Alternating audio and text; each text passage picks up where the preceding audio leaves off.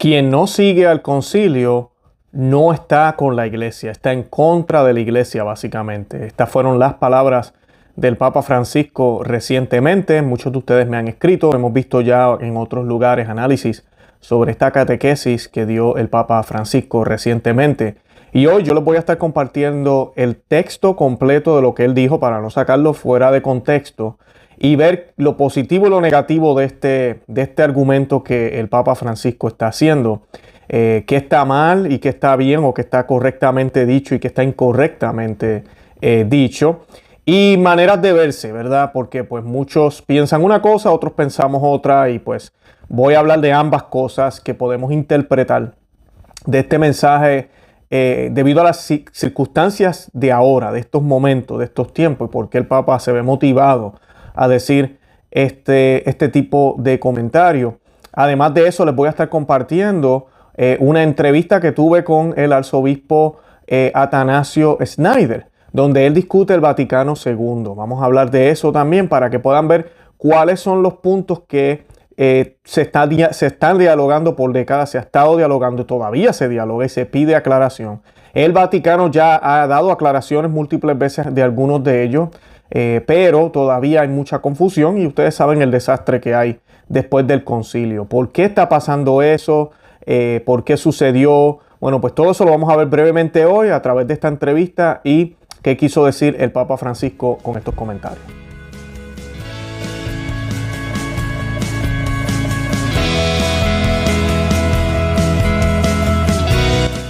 Bienvenidos a Conoce, Ama, Vive tu Fe. Este es el programa donde compartimos el Evangelio y profundizamos en las bellezas y riquezas de nuestra fe católica.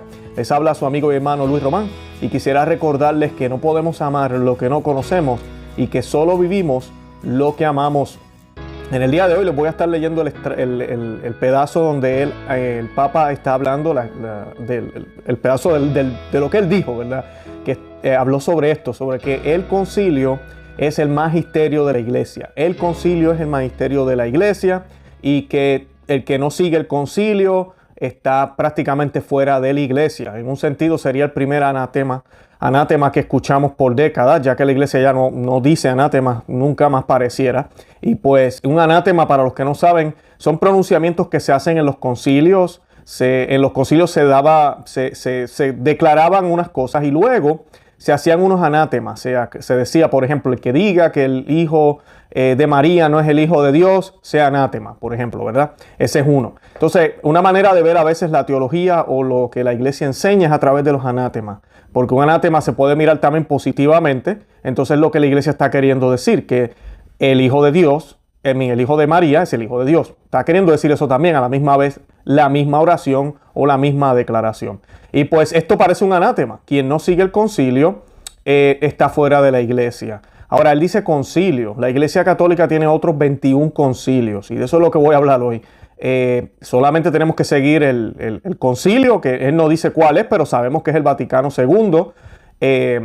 O qué está pasando aquí, ¿verdad? Esa es la parte que es un poco extraña. Pero antes de comenzar, yo quiero que hagamos una oración.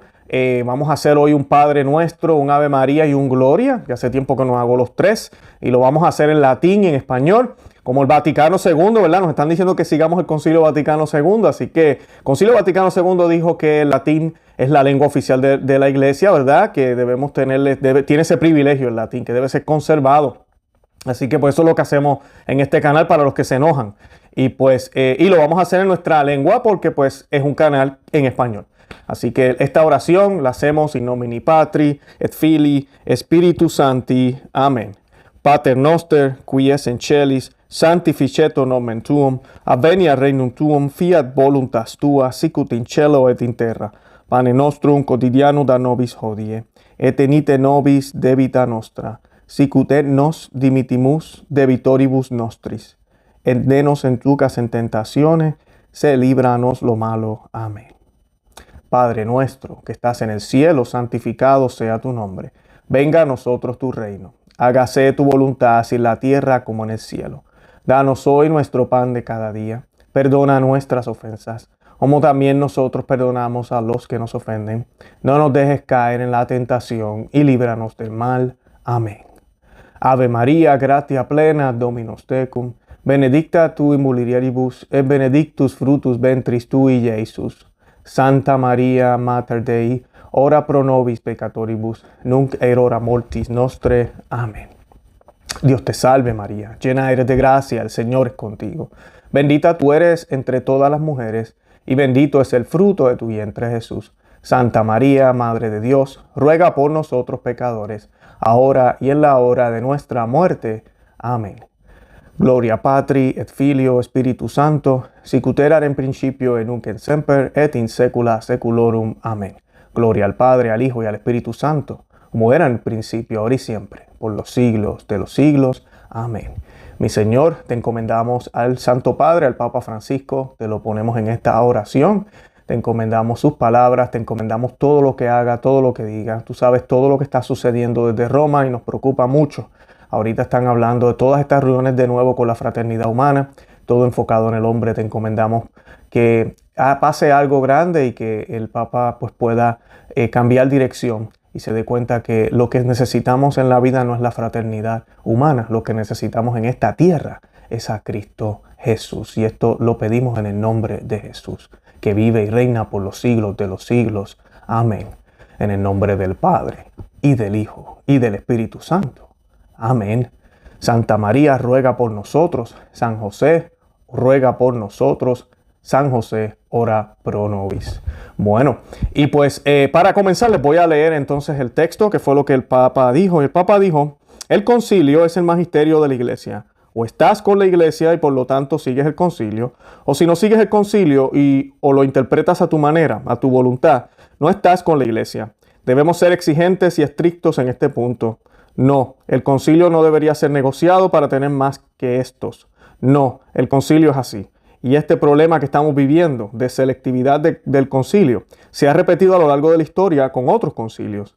A mí me hace pensar tanto en un grupo de obispos que después del Vaticano I se fueron, un grupo de laicos, grupos allí para continuar la verdadera doctrina que no era la del Vaticano I.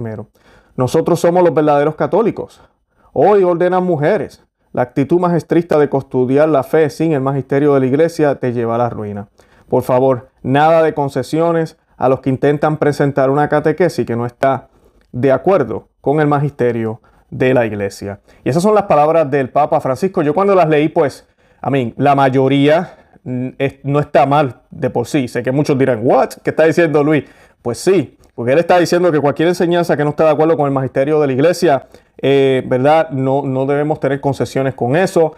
¿Verdad? Muy cierto. Es lo que se supone que hagamos los católicos. Él dice también que el concilio no debemos interpretarlo a nuestra manera, sino que debemos dejar que la iglesia lo interprete, ¿verdad? Que la iglesia sea la que nos diga. Y pues ahí es donde está el hilito. Y ahí voy a comenzar. Porque el problema que ha pasado con el concilio, hay dos cosas que han sucedido que vamos a hablar ahorita con el obispo Schneider. Y es que una de ellas es lo que se le llama el espíritu del concilio. Muchas personas que defienden el concilio completamente dicen que el concilio no tiene ni un solo error, ni uno solo. Que cabe de mencionar, los concilios no son infalibles. Los concilios promueven o dicen, ¿verdad? Dogmas que son infalibles, que cabe mencionar, el Concilio Vaticano II no definió ninguna, inclusive el mismo concilio, el mismo Papa Pablo VI lo dijo, que este concilio no definía nuevos dogmas. Así que aquí no hay nada nuevo, supuestamente, en el Concilio Vaticano II. Pero entonces, si no hay nada nuevo, ¿cómo es posible que todo cambie después del concilio? Porque es lo que se le llama el espíritu del concilio. Y comienzan a pasar cambios desde Roma, no solo en las iglesias locales, sino cambios desde Roma. Nos dan una nueva misa, nos cambiaron el breviario, nos cambiaron la ley canónica, nos cambiaron todo. Todo. No hay una sola cosa que el Papa Pablo VI no cambiara en aquel momento. ¿Cuál era la necesidad? ¿Por qué había que hacerlo? No había ninguna, realmente. No había ninguna. Entonces hemos perdido muchas cosas que se hacían antes que ya no se hacen con la excusa de que tal vez eran exageraciones o que no hacen falta. Y pues es triste eso, muy triste. Cuando uno ve, por ejemplo, cómo se bendecía el agua antes, se le hacía un exorcismo y ahora no se le hace. O cuando uno ve la Santa Misa, la reverencia que había antes y la reverencia que se ha perdido ahora. Yo no estoy diciendo que en la misa nueva no pueda haber reverencia, pero lamentablemente ese es el espíritu que se ha infiltrado, que ha permitido con una crisis como la que tenemos hoy en el COVID-19, las iglesias estén vacías y los católicos estemos felices y contentos. Que tengamos a los papas, a los cardenales, la mayoría de ellos, como si nada, ¿verdad? Al Papa quise decir, como si nada, como, pues, mira, pues esto es el tiempo que nos tocó vivir y lo estamos haciendo bien. En eso estamos, ese es el espíritu. Ahora, dentro del Concilio Vaticano II hay 4 documentos que vamos a enumerar ahorita, que sí hay unas cosas, hay unas ideas que se infiltraron ahí que nunca se habían dicho o que no son claras. Inclusive el mismo Vaticano reconoce eso, por ejemplo, con Lumen Gentium. Hubieron unas aclaraciones en los 90 y en el año 2000 bajo el papado de Benedicto XVI, tratando de aclarar ese punto donde dice que la iglesia de Cristo subsiste en la iglesia católica. Entonces ahí donde todo el mundo dice, pues yo pensaba que la iglesia católica era la iglesia de Cristo. Y ahí donde viene esa confusión. Y se puede mirar de una forma y se puede mirar de otra. Ese es el problema, la ambigüedad que se coló, ¿verdad? El humo de Satanás, como el mismo Pablo VI dijo, ¿verdad? Entró. Es eso que hay en esos documentos. Ese diálogo no quiere decir que uno está en contra del Vaticano II. Este servidor que está aquí, Luis Román, a quien conoce Ama Vive tu Fe, yo le he dicho muchísimas veces, yo no estoy en contra del Concilio Vaticano II. Yo he compartido aquí las opiniones de 2 exponentes muy populares últimamente, que son el arzobispo Schneider. Yo he compartido lo que él piensa y lo van a escuchar ahorita de sus propios labios, ¿verdad? Porque él me concedió esta entrevista y pues ahí tenemos de su propia boca qué es lo que él piensa que debe suceder luego con estos documentos y qué debemos tal vez aclarar. Y la otra posición es la de Vígano. El arzobispo Vígano se va un poco más radical. Él dice que debemos básicamente olvidarnos del Concilio Vaticano II y seguir con nuestra vida. Yo no comparto esa posición. Ahora, hay unos detalles que él da, Vígano da, de por qué, que coinciden con Schneider, en las razones, que son los mismos documentos y por qué el lenguaje, lo que se dijo, lo que se promulgó después basado en esos documentos, lo que ha podido ser. Mira, Vígano tiene toda la razón y es lo que muchos estuvieron diciendo en los 70, en los 80, en los 90 y ahora lo seguimos diciendo porque se está viendo. Es muy obvio la crisis que hay en la iglesia. Hay que querer negar lo que está pasando. Es triste, pero hay que verlo. Es lamentable, pero hay que verlo y hay que aceptarlo. Lamentablemente, yo les ponía el ejemplo hace tiempo, muchos católicos, a veces teólogos, maestros, sacerdotes, por querer ser fiel a la iglesia, practican lo que se llama una obediencia ciega, una obediencia que llega a un punto que ya no es lo que la iglesia católica nos enseña. La iglesia siempre nos enseña la fe y la razón, hay que razonar. Y sí, nosotros tenemos que tener obediencia a nuestros líderes, obediencia a los que nos toquen, eso definitivamente. Y siempre tenemos que tener un corazón dispuesto a escuchar lo que tienen que decirnos. Pero si dicen algo contrario a lo que nuestro Señor Jesucristo nos enseñó, los apóstoles nos enseñaron, lo que la iglesia nos enseñó por milenias, yo no tengo que obedecer. Así de sencillo. Así venga de quien venga, si venga de Roma, así venga del Papa, yo no tengo que obedecer. Y esa parte a muchos les choca y no pueden entender. Entonces quieren obedecer a ciegas lo que les pidan. Mañana le piden que reciban la comunión con los pies, la Eucaristía con los pies, no con la mano, que está malísimo. Algo que la iglesia condenó por muchísimo tiempo, algo que ni siquiera Pablo VI quiso hacer. Lo que hizo fue dar un edicto, ¿verdad? Una excepción. ¿Y por qué es una excepción? Porque no es la regla.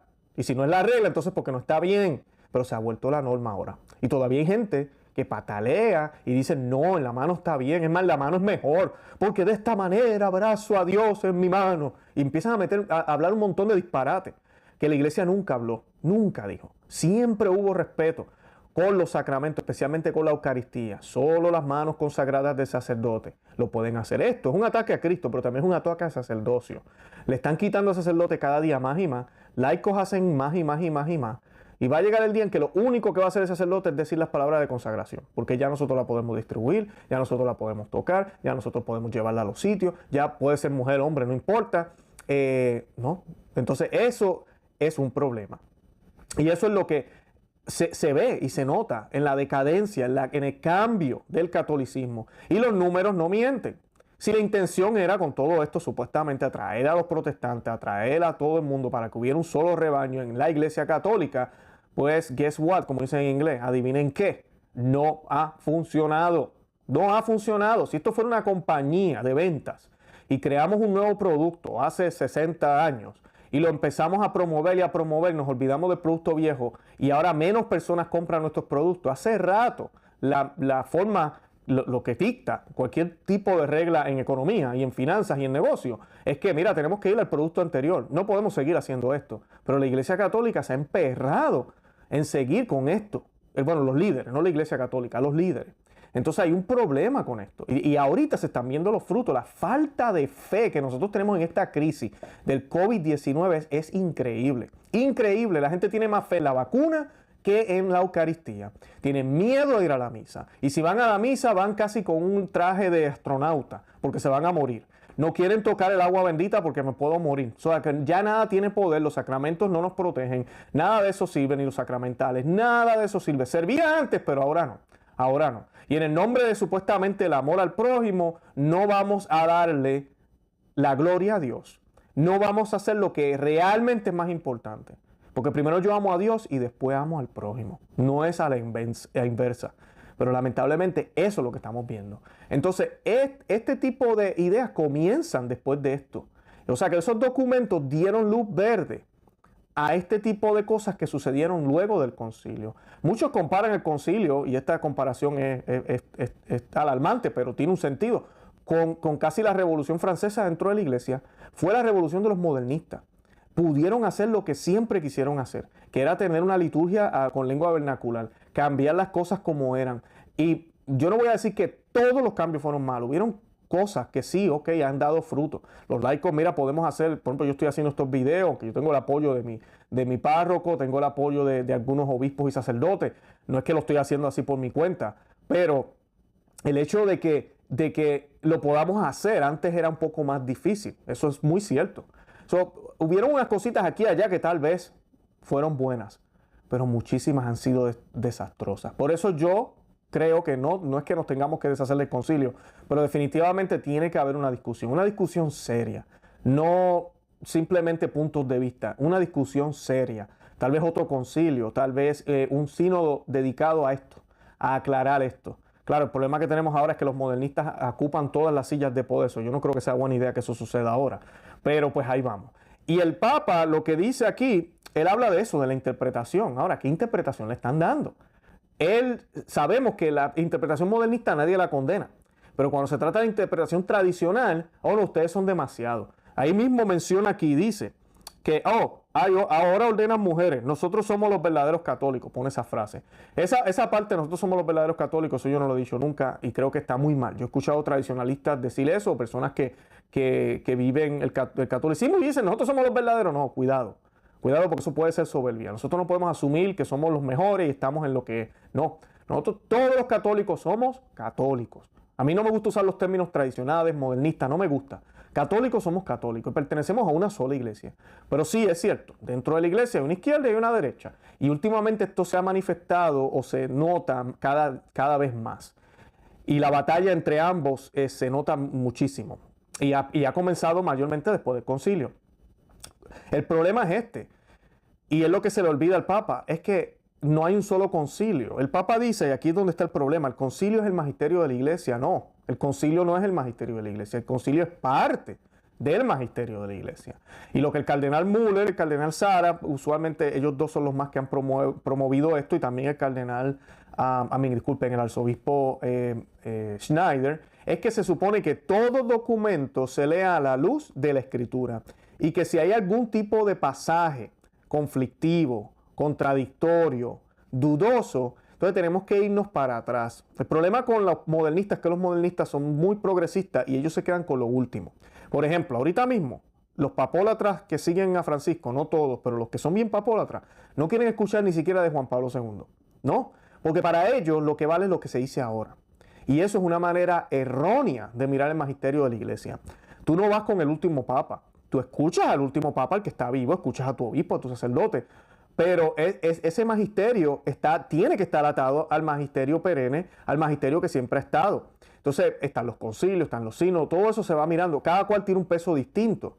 Pero todo se va mirando. Si tengo una duda, yo voy para atrás. Si tengo otra duda, voy para atrás. Si yo sigo yendo hacia atrás, ¿qué dijeron antes? ¿Qué se decía antes? ¿Qué dijo el doctor de la iglesia? ¿Qué dice la ley canónica? ¿Qué dice tal concilio? Sigo y sigo y sigo. ¿Voy a llegar a dónde? Voy a llegar a la raíz. Y la raíz es Cristo.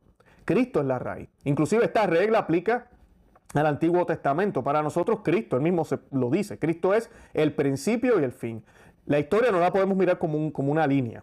Él es el principio y el fin. Cuando Jesús se hace hombre, comienza todo de nuevo. Comienza todo de nuevo. O sea que antes de Jesús, en términos de historia, todo lo que yo voy a mirar, como el Antiguo Testamento, lo voy a mirar a la luz de Cristo. Aunque históricamente, ¿verdad?, en términos de números y nuestra naturaleza, pareciera que Él vino después. Pero no, Él no vino después, siempre ha estado. Ahora que se ha manifestado en la historia, todo comienza de nuevo. Entonces yo tengo que mirar el Antiguo Testamento también a la luz de Cristo. Es lo que nos dicen los padres de la iglesia. Si no, me voy a volver loco y no lo voy a entender, ¿verdad? Voy a pensar que está errado o voy a caer en el error que cayeron muchos de los primeros obispos en los primeros siglos que decían que no se incluyeran los libros del Génesis, los libros del Antiguo Testamento en la Biblia, en el canon de la Biblia, porque eso no importa ya. No entendían. Y es importante, sí, claro que sí, hay que verlo a la luz de Cristo. Cristo está presente en el Antiguo Testamento, muy clarito, si lo vemos así. Entonces lo mismo sucede con los concilios. No podemos pensar que solo el concilio, cuando el Papa dice concilio es el magisterio, solo el Concilio Vaticano II. Porque lo gracioso de esto lo mencionaba al principio. A nadie le gusta el latín, la gente se enoja. Muchas personas que lamentablemente han sido criados muy modernistas, no les gusta el latín. Uy, no, el latín. Bueno, el Concilio Vaticano II dice que ese lengua tiene que tener prominencia. Cantos gregorianos y música litúrgica lo menciona también el Concilio Vaticano II. Lo dice muy claro. Así que si vamos a seguir el concilio como supuestamente el magisterio con M mayúscula, entonces, pues mira, ¿qué pasó con todo eso? No lo estamos siguiendo. No lo estamos siguiendo. Y en ese detalle, ¿verdad? Cuando él habla de esto, de que tenemos que interpretarlo, esto debería aplicar a ambos lados, modernistas y progresistas, y también a los tradicionalistas. A todos debemos interpretarlo bien, debemos interpretarlo correctamente, y defender. Se supone que la iglesia no cambie por un concilio. Las enseñanzas son las mismas. Lo que cambia es la manera en que tal vez llevamos el evangelio, la manera en que entendemos y no que entendemos, sino que aplicamos el evangelio a los problemas de ese momento.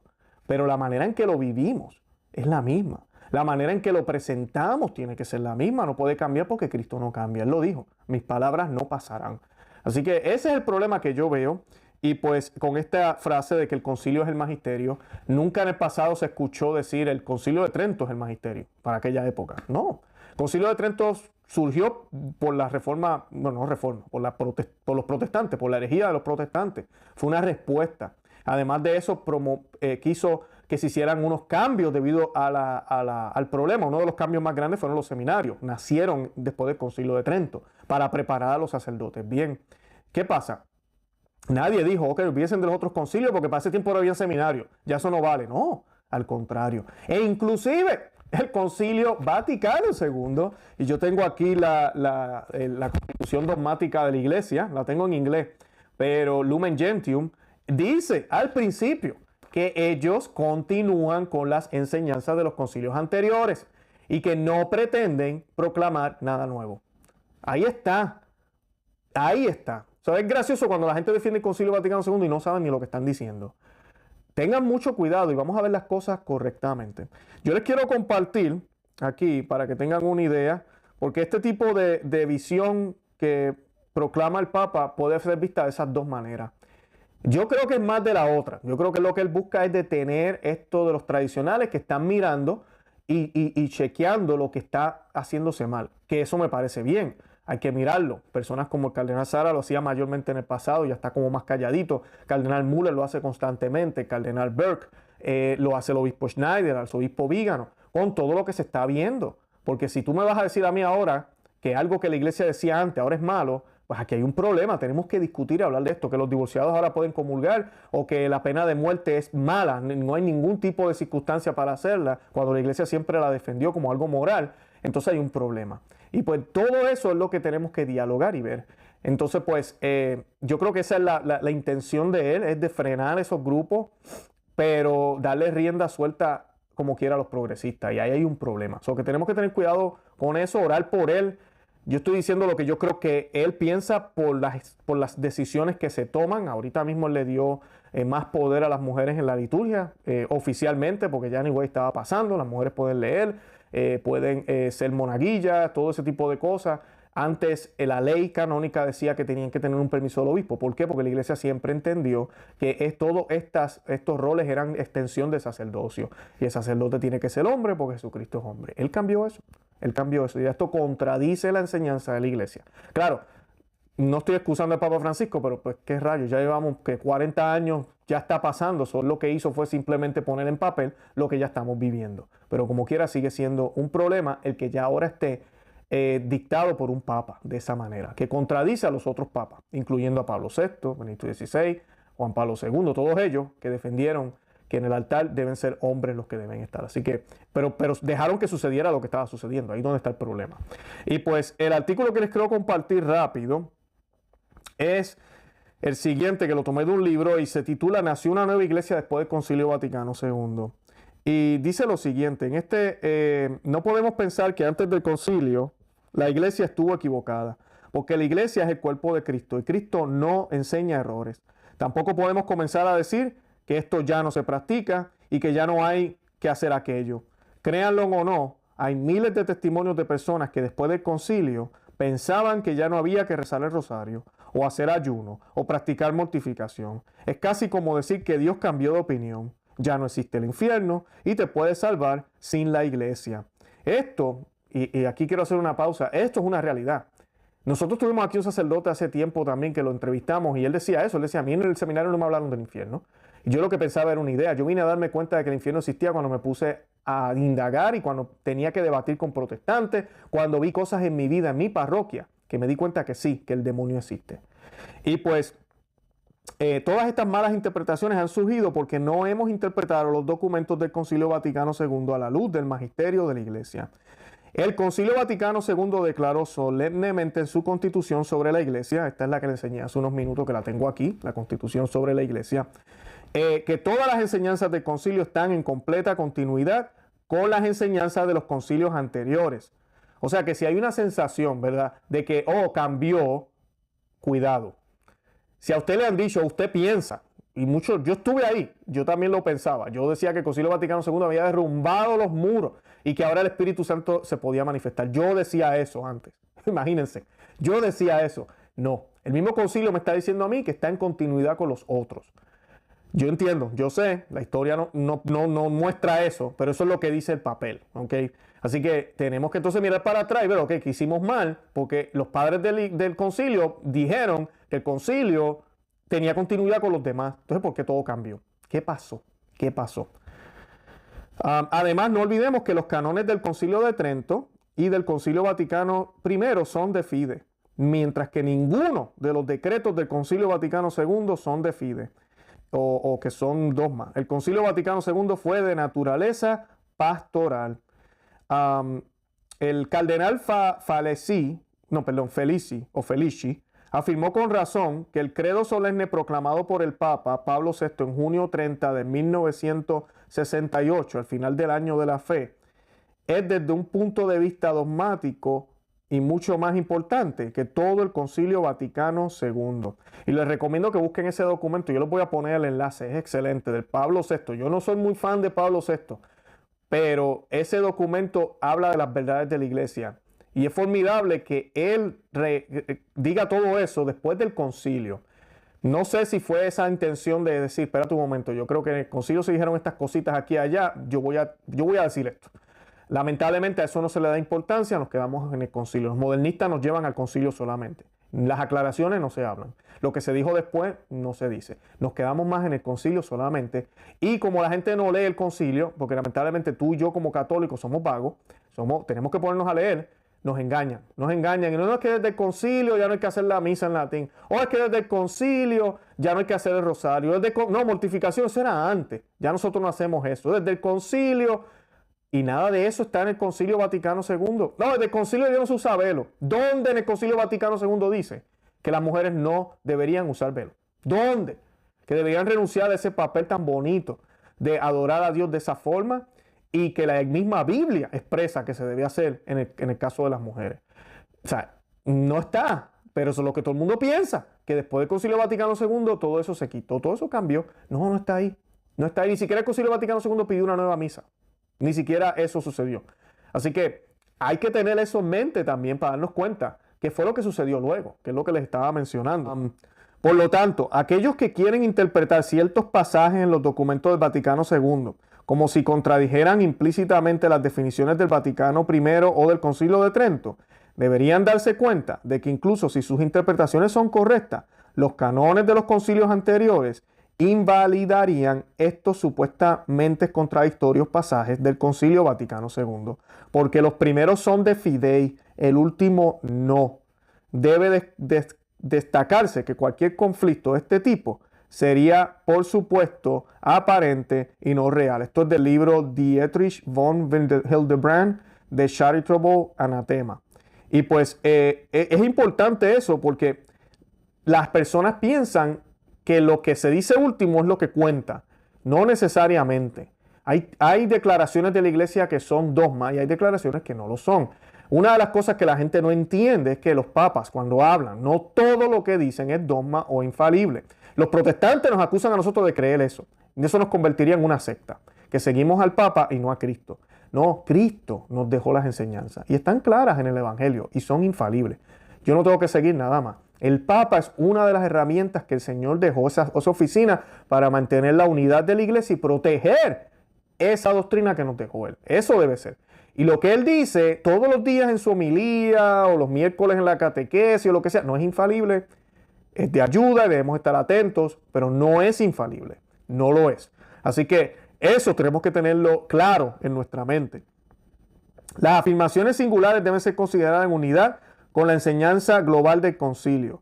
No podemos tomar una sola frase y sacarla de contexto. Las enseñanzas del concilio deben ser leídas a la luz de la tradición completa y del magisterio constante de la iglesia. Y las afirmaciones individuales siempre deben ser comprendidas en vínculo interior con la integridad y globalidad de la doctrina de la fe católica, en el presupuesto de las enseñanzas del Concilio Vaticano II, así como las de cualquier otro concilio. No lo son todo, sino la parte de un todo, es decir, de la totalidad invisible de la fe católica. Y esa parte es donde yo creo que el Papa se equivoca al decir que el concilio es el magisterio. No, el magisterio no es el concilio, son todos los concilios, son las encíclicas, son los escritos de los padres de la iglesia, son los canones, las leyes canónicas, bueno, todo lo que la iglesia nos ofrece. Ese es el magisterio completo, no solo el concilio. Ahora, una cosa es decir, si tú estás en contra de un concilio, te sales de la iglesia, muy cierto. Eso también es muy cierto. Nuestro deber como católicos, y tenemos que tener mucho cuidado al decir, yo no sigo el Concilio Vaticano II, yo creo que no hay papa, pues usted se está separando de la iglesia. Y esa no es la posición de nosotros aquí en Conoce, Ama y Vive tu Fe. Aquí en Conoce, Ama y Vive tu Fe queremos que la verdad siempre salga a la luz. ¿Y quién es la verdad? Cristo. Si hay ambigüedad, si hay confusión, necesitamos claridad. Y esa claridad no está llegando desde Roma, no desde ahora, desde Francisco, desde hace décadas. Entonces tenemos, en algunos aspectos, no en todos, tenemos que hacer algo con esto. Tenemos que hablar de estos temas. Entonces, cuando uno habla de estos temas, tú estás en contra del Concilio Vaticano II. No, yo no estoy en contra del Concilio Vaticano II. Yo quiero claridad, porque mira lo que ha sucedido desde ese punto de partida, desde ese concilio. Pero eso no quiere decir que el concilio es malo en su naturaleza, o que el concilio no es católico, o que no tenemos que seguirlo. Bien importante, bien importante. Yo los voy a dejar ahora con la entrevista que nos concedió el obispo Schneider. Él da claridad a 4 documentos que de verdad hay que discutir y hay que hablar. Es un video, van a ver al obispo Schneider hablando, y pues yo les voy a dejar el texto de esa entrevista también en la descripción de este video o de este podcast, para que usted pueda leerlo mientras él lo dice o pueda compartirlo. Estos temas lo que deberían hacer es crear esa urgencia de aprender más de la doctrina católica, unirnos como católicos y no crear división. El hablar de estos temas no es crear división como muchos nos quieren acusar, al contrario, lo que queremos es unidad. Porque si hay confusión, entonces unos lo van a creer de una forma, otros van a creer de otra. Unos van a adorar y a venerar a Dios de una forma y otros la van a hacer de otra. Unos van a recibir los sacramentos de una manera y otros de otra. Y no puede ser que la verdad sean múltiples verdades. La verdad es una. O sea que van a haber personas dentro de la iglesia que van a estar en división por culpa de la confusión, aunque parezca que hay tranquilidad y paz. O sea que a veces cuando hay estas discusiones parecerá más el revuelo que si no las hubieran. Pero al final del día, estas discusiones nos llevan a la unidad plena, que es la verdad. Bueno, yo los dejo ahora con la entrevista. Les invito a que se suscriban al canal, no se olviden de eso, que le den me gusta al video. Sé que ha sido largo el programa, el corto que les voy a dejar ahora no es tan largo, para que puedan suscribirse al canal y no perderse ninguno de los videos. Asegúrense en que están suscritos. Hay personas que me han escrito, Luis, es verdad, yo no estaba suscrito, me acabo de suscribir. Yo pensaba que estaba suscrito. Así que verifiquen que están suscritos.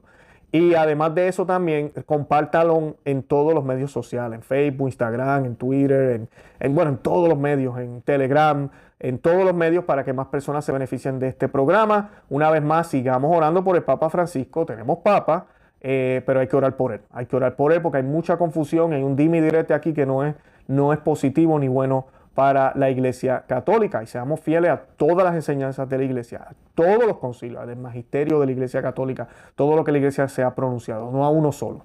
Bueno, en verdad los amo en el amor de Cristo como siempre. Oren por mí y aquí los dejo con la entrevista del arzobispo Atanasio Schneider. Dios los bendiga. El tema es uno bien controversial, Vaticano II. Usted ha sido muy elocuente hablando muchísimo sobre este tema. Le hice la pregunta, la pregunta dice, ¿qué documentos o constituciones del Concilio Vaticano II deberían ser considerados para revisión y por qué? Por medio del Concilio Vaticano II, la Iglesia empezó a coquetear con el mundo y a manifestar un cierto complejo de inferioridad respecto al mundo. Sin embargo, la misión encomendada a los clérigos es la de enseñar a Cristo al mundo, no la de mostrarse a sí mismos al mundo. El Vaticano II dio la impresión de que la Iglesia empezaba a mendigar la simpatía del mundo, actitud que ha continuado durante los pontificados postconciliares. El concilio sirvió de catalizador para poner al descubierto el movimiento modernista que estaba latente en la Iglesia, el más ambiguo y doctrinalmente peligroso, con implicaciones de largo alcance, es el documento sobre la libertad religiosa, Dignitatis Humanae. La afirmación de este documento que dice que la libertad de elegir y difundir la religión según la decisión de la conciencia de cada persona contiene el peligroso error del relativismo religioso. Es decir, el principio de la diversidad de religiones que Dios quiere positivamente, porque lo que es un derecho de la naturaleza, Dios mismo lo quiere positivamente. Es por eso que Papa Francisco dijo en su vuelo de regreso de Abu Dhabi que la declaración del documento de Abu Dhabi sobre la diversidad de religiones querida por Dios no se aleja ni un milímetro de la declaración del Concilio Vaticano II. Palabras de Papa Francisco. La afirmación de que la libertad de elegir y difundir la religión según la decisión de conciencia de cada persona sería cierta si se refiriera a la única religión verdadera. Es decir, si se refiriera a la religión católica solamente. El derecho natural del libre albedrío de la persona humana consiste solo en la elección de lo que es moral y intelectualmente bueno, a saber, la elección de la virtud y de la única religión verdadera, no simplemente de una divinidad suprema. Como dice el documento Dignitatis Humanae, número 4. Ahora bien, el mismo abuso del libre albedrío en elegir el mal, pecado, o en elegir el error, una religión falsa, jamás es querido de modo positivo por Dios. De ahí que la elección de un pecado o de un error como una religión falsa jamás puede ser la expresión de un derecho natural. Tengo el derecho natural de hacer el bien y de conocer la verdad. Y la verdad es la religión católica. Tengo derecho natural solamente a la verdadera religión. No toda religión puede ser el objeto de este derecho por naturaleza. No tengo ningún derecho por naturaleza a adorar a los ídolos. La práctica de la Iglesia después del concilio, con los diálogos ecuménicos y interreligiosos, contribuyeron a un relativismo doctrinal, sobre todo en lo concerniente a la exclusividad de la salvación a través de Cristo y de su Iglesia. Los encuentros interreligiosos celebrados en Asís por el Papa Juan Pablo II contribuyeron en gran medida a un mayor crecimiento y extensión del indiferentismo religioso y a generar una opinión, incluso dentro de la Iglesia, de que todas las religiones son en última instancia iguales. Los encuentros interreligiosos celebrados en Asís tienen sus consecuencias lógicas en el documento interreligioso de Abu Dhabi, firmado por el Papa Francisco, que dice que, cito, el pluralismo y la diversidad de religión, color, sexo y lengua son expresión de una sabia voluntad divina. Fin citación. En la novela apocalíptica con el título Juana Tabor 666, escrita en 1942 por Gustavo Adolfo Martínez Zuviría, alias Hugo Bast, novelista argentino y católico devoto, uno de los principales protagonistas de la novela, Fray Simón, sacerdote religioso de Buenos Aires, se afana con todas sus fuerzas por llegar a ser papa. Encontrándose en su celda monástica en Buenos Aires, pronuncia este soliloquio, cito de esta novela. Este fray Simón dice: Mi misión es reconciliar al siglo con la religión en el terreno dogmático, político y social.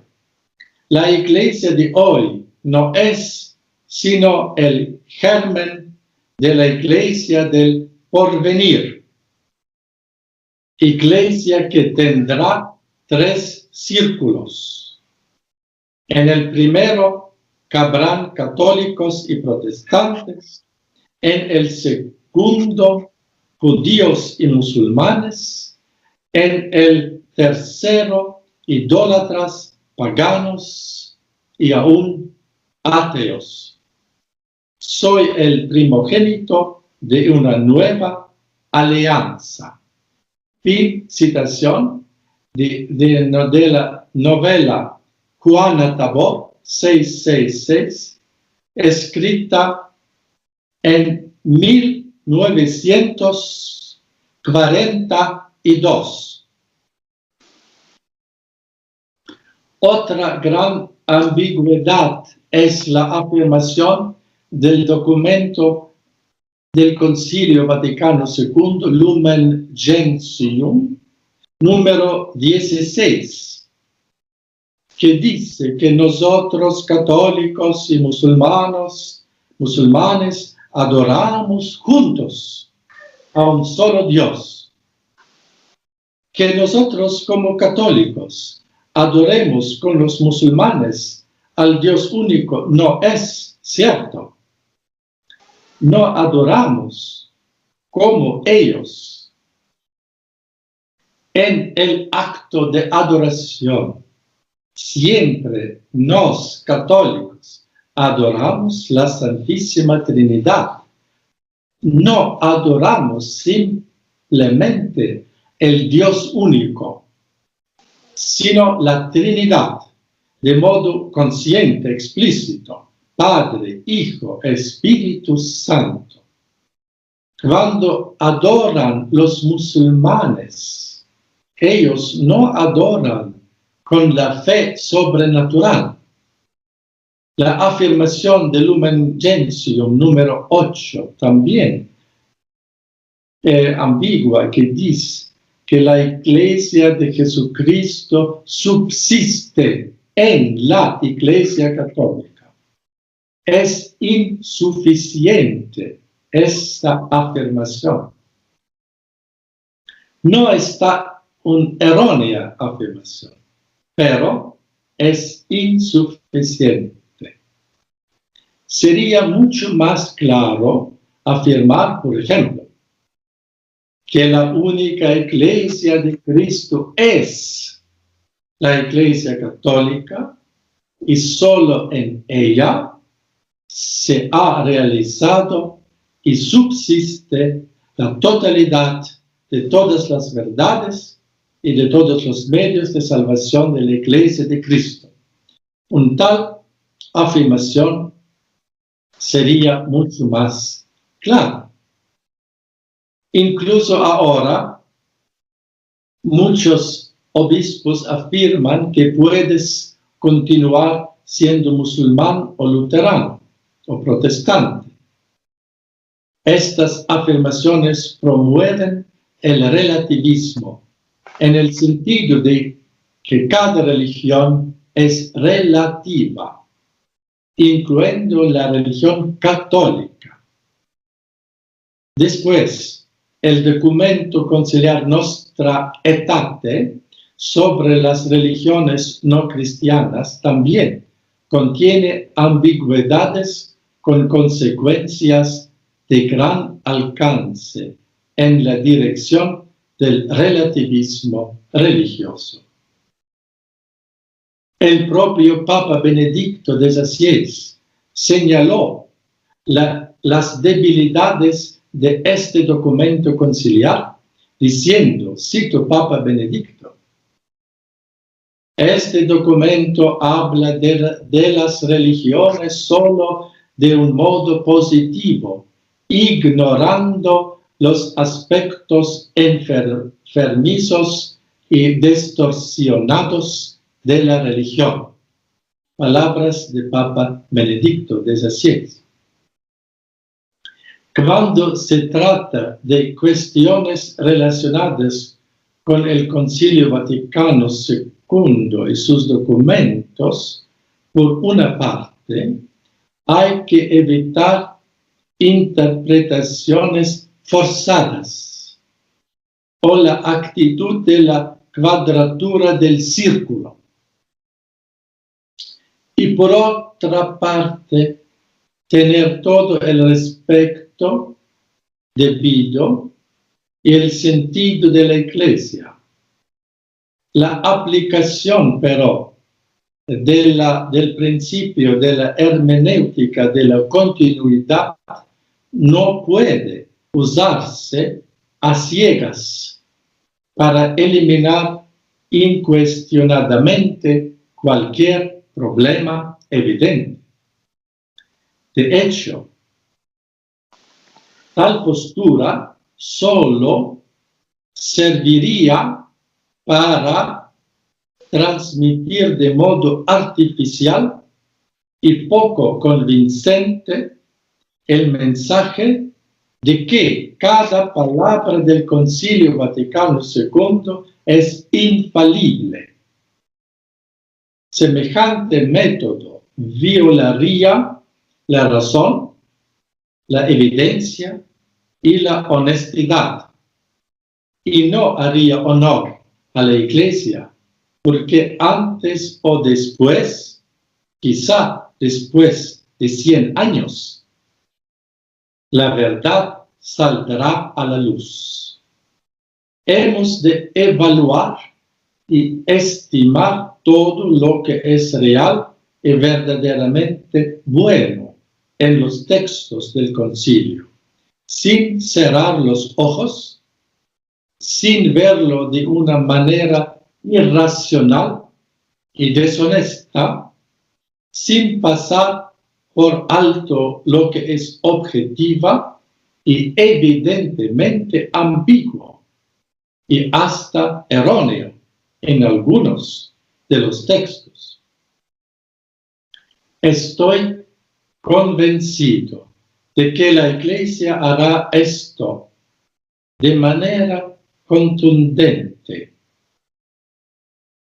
como lo hizo en tiempos de graves crisis doctrinales y morales a lo largo de los últimos 2000 años. La Iglesia, después de esta crisis, hará la claridad de estas ambigüedades. Sin duda, enseñar con la claridad las verdades del depósito divino de la fe, defender a los fieles del veneno del error y conducirlos por un camino seguro a la vida eterna, pertenece a la misma esencia de los ministerios instituidos por Dios del Papa y de los obispos. Hay que recordar siempre que los textos del Concilio Vaticano II no son la palabra inspirada de Dios, ni son juicios dogmáticos definitivos, ni declaraciones infalibles del magisterio, porque el mismo concilio no tuvo esta intención de hablar en un modo infalible y definitivo. La llamada universal a la santidad, por ejemplo, el papel de los laicos en defensa y testimonio de la fe, la familia como iglesia doméstica y la enseñanza referida a Nuestra Señora como Madre de la Iglesia, puntos que yo considero como las aportaciones verdaderamente positivas y duraderas del Concilio Vaticano II. Excelente. Su Excelencia, gracias. De verdad que en estos tiempos de confusión es bueno entender de dónde vienen estos problemas y cómo hemos llegado hasta acá. Y pues definitivamente esas sugerencias que usted da con su sabiduría, su conocimiento y su autoridad también, ojalá sean escuchadas. Usted no es el único, varias personas lo han hecho y estaremos pidiéndole al Señor porque sabemos, como dice usted, tal vez en 100 años la iglesia volverá a reunirse y evaluarán toda esta crisis y harán enmiendas y traerán claridad estos documentos. Su Excelencia, si no tiene nada más que añadir, yo le voy a pedir que nos dé la bendición y con eso pues cerramos el programa. Con mucho gusto. Dominus vobiscum. Ecco spiritu tuum. Et benedictio Dei omnipotentis, Patris, et Filii, et Spiritus Sancti descendet super vos, et maneat semper. Amén. Amén. Sea alabado nuestro Señor Jesucristo. Sea por siempre alabado. Amén. Bendito sea Dios. Gracias, Monseñor, Su Excelencia, por el tiempo. Y de verdad que estaremos orando mucho por usted. Vamos a colocar para los que están viendo el programa algunas informaciones de Su Excelencia. Búsquenlas ahí en la descripción para que puedan conocer un poco más de él. Una vez más, Su Excelencia, gracias. Que el Señor lo bendiga siempre.